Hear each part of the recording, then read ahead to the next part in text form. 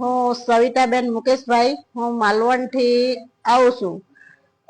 મને કમરમાં મણકાની તકલીફ હતી 1 વર્ષ દિવસથી. તો દવા કરી ઘણી બધી, પણ મને સારું લાગ્યું નહીં. દવા જ્યાં સુધી મેં દવા પીધી ત્યાં સુધી જ મને સારું રહ્યું. પછી એક બેને કીધું બિલ્લીમોરા નિરોપા થેરાપીમાં જાઓ તમે. તો અમે નિરોપા થેરાપીમાં આવ્યા. તો ત્યારથી મેં દવા તો બીજે દિવસથી બંધ જ કરી નાખી. ત્યારથી હજી બી મેં કોઈ પણ દવા દુખાવાની લીધી નથી.